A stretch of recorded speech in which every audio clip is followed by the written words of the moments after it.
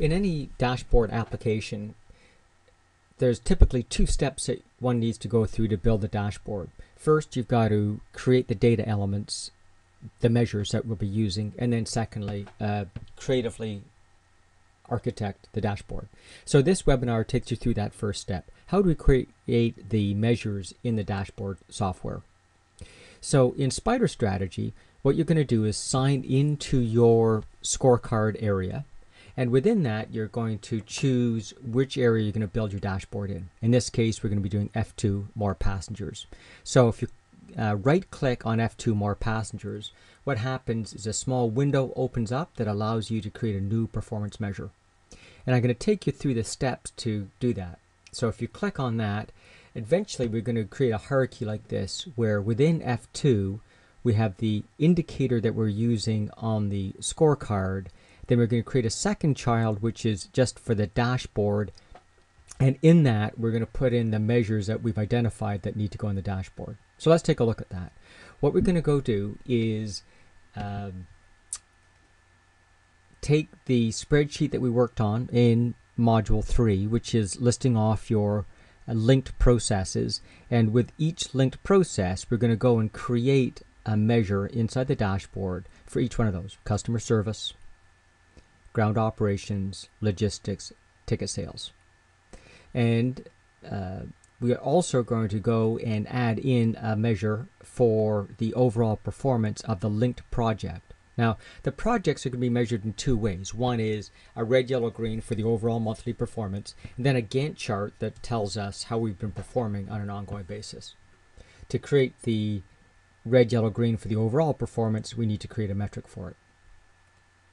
Now, from there, we've now built the hierarchy, and you're going to build this for each of the strategic objectives where you want to build a dashboard.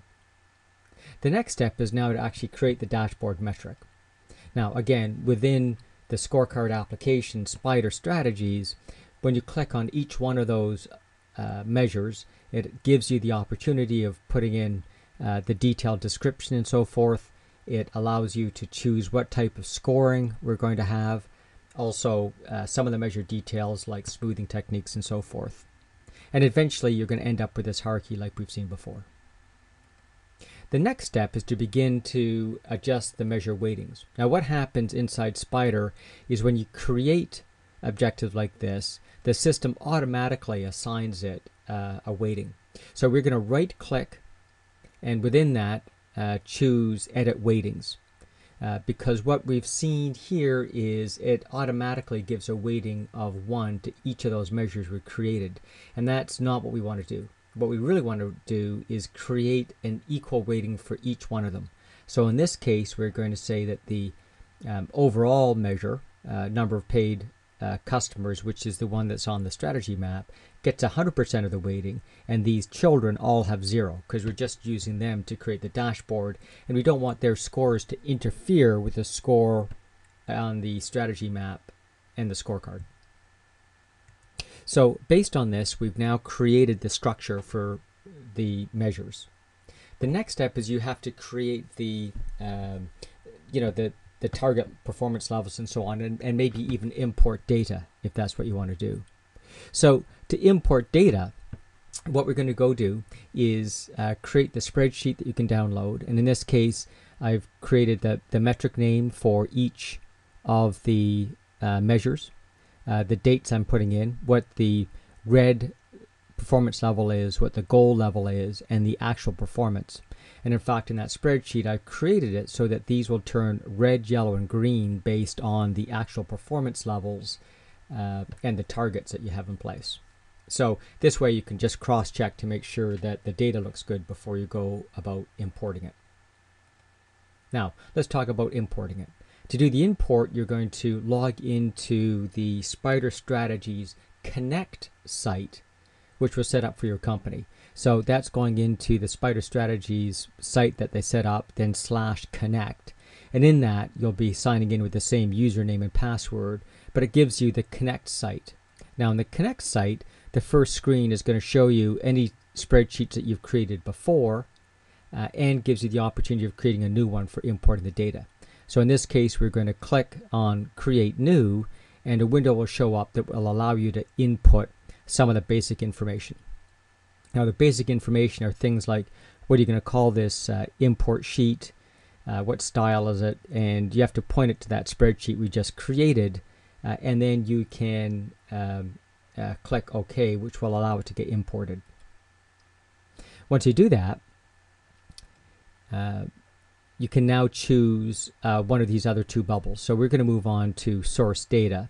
And what that allows you to do is the system will grab the spreadsheet that you created and pull it in and try to guess as to what headers or field names Spider needs that link up to the spreadsheet that you created. In this case, it could easily guess what the date column is and what the value is, the actual. So what we're going to then do is grab these other fields that we need to allocate, and we're just going to click and drag them to where they need to go. So the metric ID name is going to go on top of column A, and threshold is going to go over here on top of columns C and D. So to do that, we just literally click and drag it to where it needs to go. And when you have it in the right location, the header gives you a green arrow to let you know that's where it should be. And then if you release it, what happens is the title ends up landing there. So again, once we're done, I've put in the metric name and then the two thresholds as well as the value. So that's told Spider Strategies where the data is and which field is what. When you're done, again, it looks like this, pretty straightforward. And what you're going to want to do is just click this button over here that says View Sample Dataset. And if you click on that, you can now see how the spreadsheet is going to get imported into Spider. When that looks correct, of course, then you need to move forward to the next step. So it'll take you back to the destination metrics, and in that you just need to confirm where it is these metrics are going to go.